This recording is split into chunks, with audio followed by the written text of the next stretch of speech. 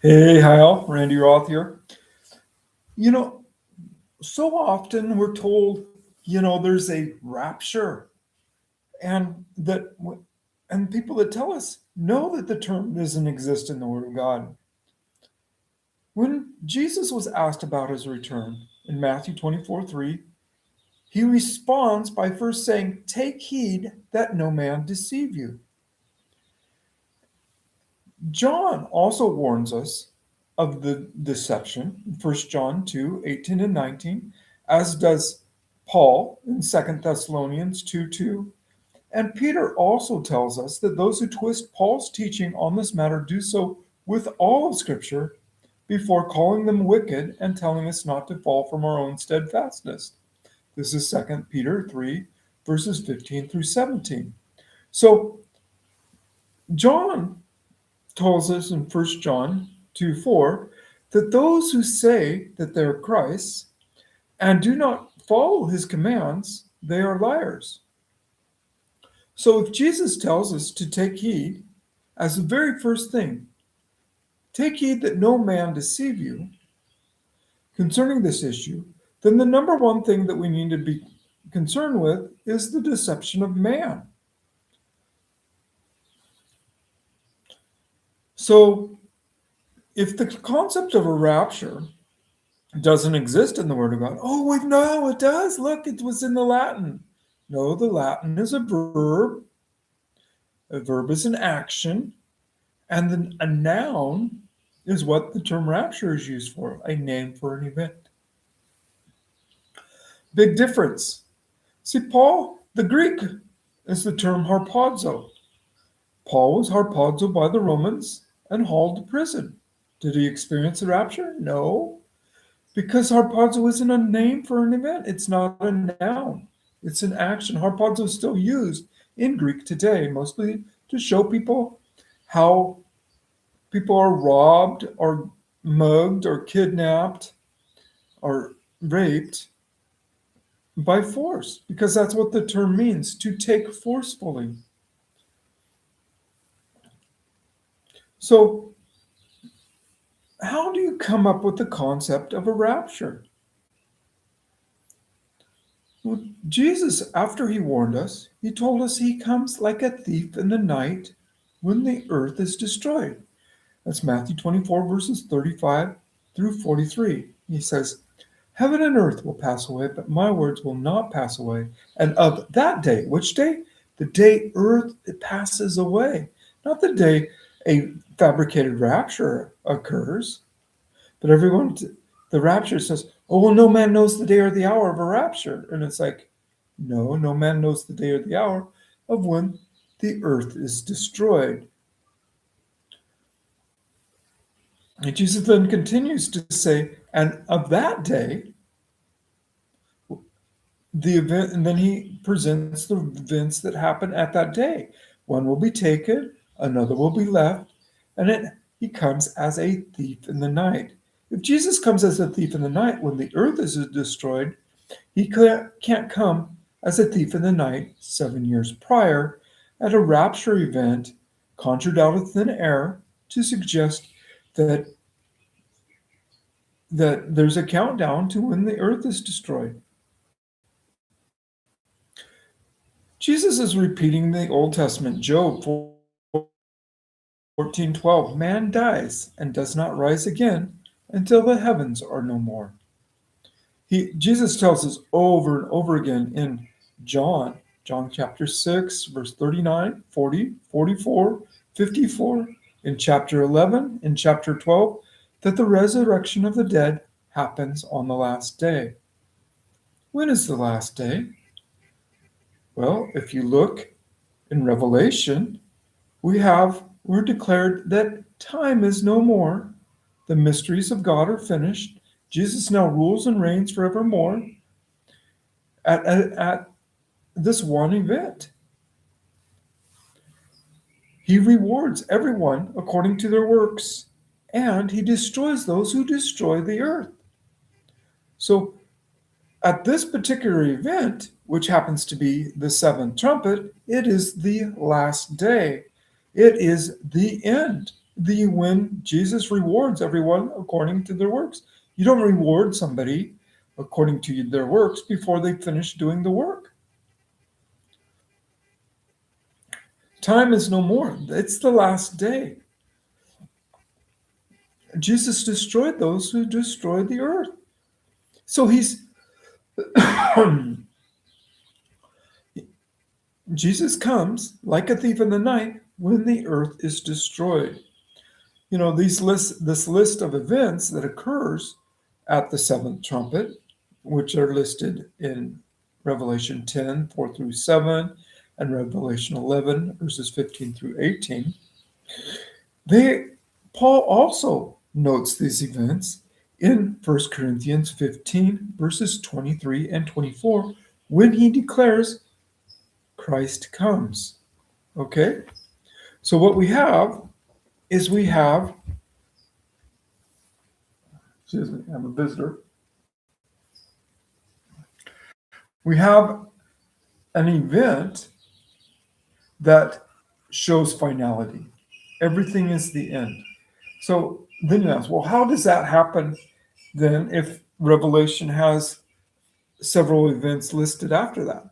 Well, right after John is told that the time is no more and the mysteries of God are finished at the seventh trumpet, he's told to eat the book in chapter 10 for the sole purpose of prophesying again. So are there events afterwards? No. The events listed after chapter 12 are this repeat prophecy. So chapter 12 starts out with the Star of Bethlehem, the sign in the heavens that the Magi saw from the east. And then it continues talking about Israel, the woman, that is scattered to the nations. The early church that does not love their life to the death, that are martyred in just great numbers. And then the chapter ends by telling us that the dragon has to wait for the generations that follow after the woman is scattered to the nations to make war with the rest of her off generations, not a 7-year period of time. And then chapter 13 then starts telling us about the pandemic that lasted 3.5 years, called the first beast of Revelation, that created the authority for the second beast of Revelation that has the mark of the beast. So when the pandemic was declared over on June 5th of 2023, 3.5 years after it had started, the World Health Organization also announced their plan to implement their global digital health certificate along with it. And as we see just a couple of days ago, Prince Charles has officially announced that digital ID is a requirement in the United Kingdom. Okay. So lots of more to be said on that. There's great opposition over that concept because of the infringement on civil liberties. But the thing is that people will get on board once there's another pandemic. And what we're seeing now is, a health scare of the hantavirus, which I'm told in Hebrew, hanta means scare. Interesting. So, anyways, we'll see how this all materializes, whether or not it's the hantavirus or some other virus that comes afterwards. So, the repeat prophecy is now the mark of the beast, which is where we are currently in God's prophetic calendar, where we're at. We've already seen the first beast, and if you believe in a rapture, then you're blinded to where we're at in the book of Revelation. We're at that point, and in the first prophecy where we're at the point of the sixth seal. The sixth seal being nuclear war. which are, we could very well be right on the cusp of that. Trump has went and picked a fight with nuclear uh, countries that have that capability, such as Iran and Russia. And yeah, he's tried to go patch things up with China, but China, their goal is to rule the world. It's not, I mean, they had their little moment of pretend like we're not against the United States while Trump is here in the last couple of days. So we'll see how that all rolls out. Normally, I don't talk about uh, current events in my videos, but I did today. So we'll see how that all comes about. How does a person then come up with the concept of a rapture? Well, we're told, 1 Corinthians 4 or 1 Corinthians 15. Excuse me, Rooster, you're interrupting. Got my door open. So 1 Corinthians 15, 1 Thessalonians 4, we're told these are rapture verses. And yet Paul destroys the concept of a rapture in 1 Corinthians 15. And he calls the event the resurrection of the dead 4 times in this chapter, in which he calls the people that believe in a rapture fools. He says, "Thou fool," in verse 36. Why? Because they don't understand the most basic concept that the dead are coming back to life with their physical bodies, just like Lazarus.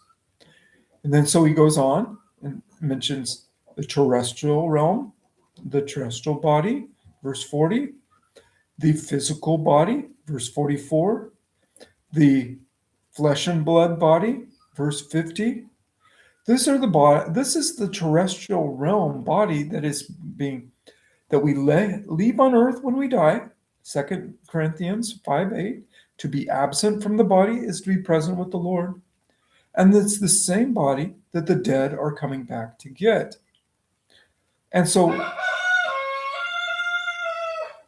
Paul calls the people fools who don't understand this most basic concept that the dead are coming back to life to rule and reign with Christ for 1,000 years in the terrestrial realm. In 1 Thessalonians 4, he says, "I do not want you ignorant of what's happening to the dead." And then he says, "The dead return with Christ." Verse 14, they come with him. And so the dead are now returned with Christ through the clouds, the sky, and then they rise first. How can they be in 2 places at once? Well, what's rising first? It's their physical terrestrial realm body from the dust of the earth, from the graves, resurrected from the dead. This is a very simple concept to comprehend, and yet there's some seriously closed ears over this. And why is that? Because people live in fear. You have to go through the tribulation. Well, enjoy your time in the tribulation. I mean, I get told that all the time. Why? Because that's their fear. They don't believe God can actually walk with them through the whole with it. That's why Jesus declared in Luke 21:36,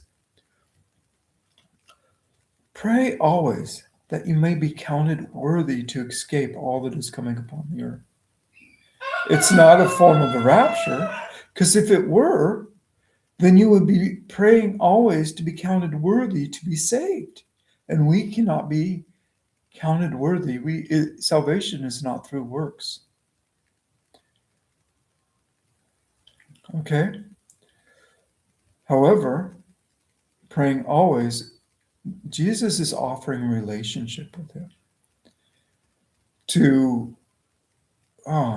We need to cultivate that. The relationship with Christ. so that we know that he's willing and ready to walk through the whole thing with us in Psalm 91 fashion. Okay? So the rapture concept, it's it's fabricated out of thin air. We're told, oh well, there's this trip to heaven. And how do they come up with that idea? Well, we're flat out lied to concerning John 14, 1 through 3. Jesus here is talking to the 11 disciples, and the 11 disciples are told that he's going away. Judas is out betraying Christ at this moment, and Peter was just finished told that he's going to deny him 3 times. So Jesus tells the 11, I'm going away to prepare you, the 11, a place in heaven. He told them in John 3, 11 chapters earlier, that no man had ever been to heaven at any time. And yeah, now he's saying, I'm going away to prepare that so that that where I am, there you may be also when you die. And I will come again and receive you unto myself, which he did. After he resurrected from the dead, he received them in the upper room, on the road to Emmaus, on the Sea of Galilee. He cooked them breakfast at the Sea of Galilee. Peter jumps out of the boat and swims to shore so that he can be with Christ. So John 14 is 100% fulfilled. Jesus never said that when he comes again, he's going to take anyone with him.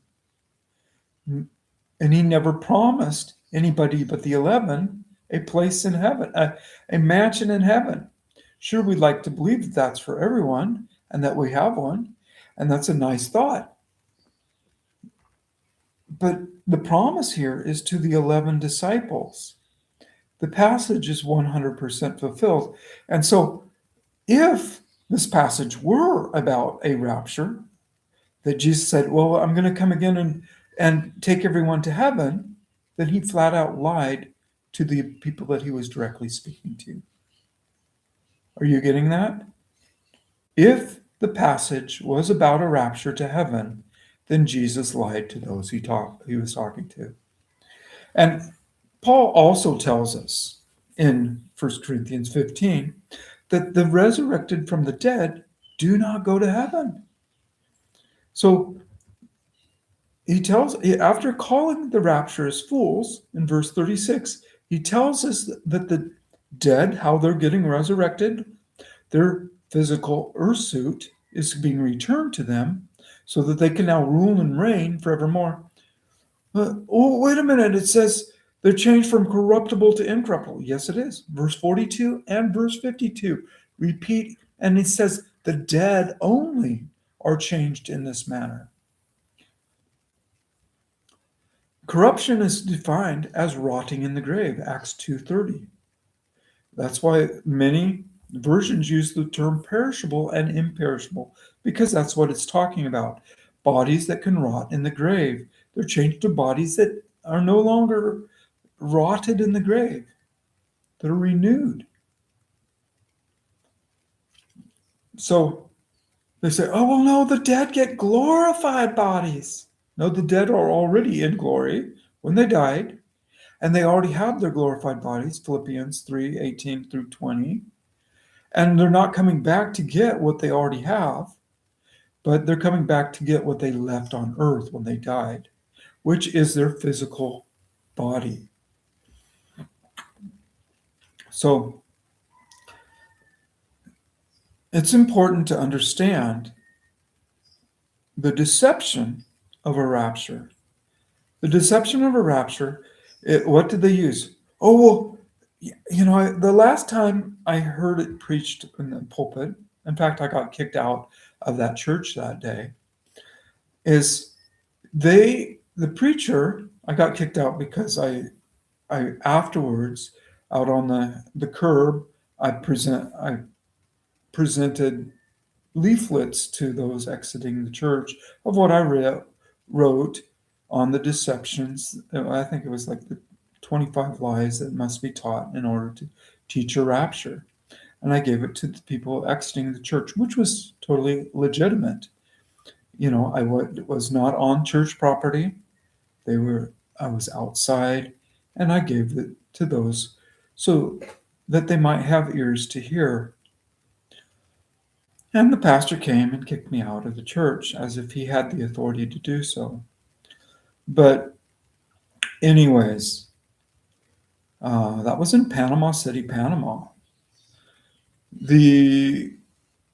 What was the theme? The theme was, and it was repeated, I don't know, 15 times during the sermon. The overhead was, it was all comfort one another. And the comfort was all on a lie. He's like, well, we don't have to go through the tribulation, is what? No. Paul says, comfort one another's with these words. What are these words? That we're forevermore with the Lord, meaning that there is a resurrection of the dead. Why were the people sorrowful in verse 13? Well, because the Sadducees taught that there was no resurrection of the dead. And, the first thing they teach is they brainwash people that of this comfort that doesn't exist, a rapture to heaven prior to the tribulation. And they say that, the tribulation lasts 7 years. And then they go to Daniel 9, verse 27, and tell us that there's a great tribulation that lasts 7 years. And this is a singular interpretation of Daniel's 70th week that was created by Justin Martyr of the first century.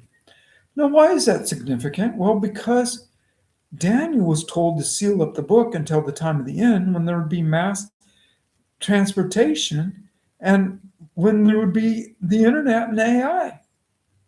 Not at the time of Justin Martyr, who comes up with this concept that there's a 7-year tribulation prior to when Christ said that he would come like a thief in the night. The Great Tribulation that Jesus refers to is the Jewish diaspora, where Israel is scattered to the nations.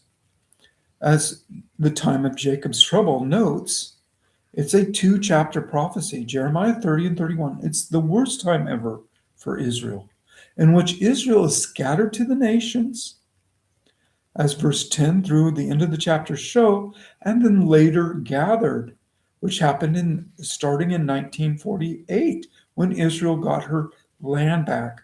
So Jerusalem was declared off limits by Hadrian in 132, when Hadrian was the ruler of Rome, and there was another Jewish uprising at that time.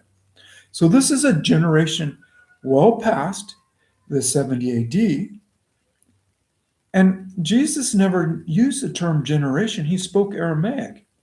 If you look it up in the Aramaic Bible is 5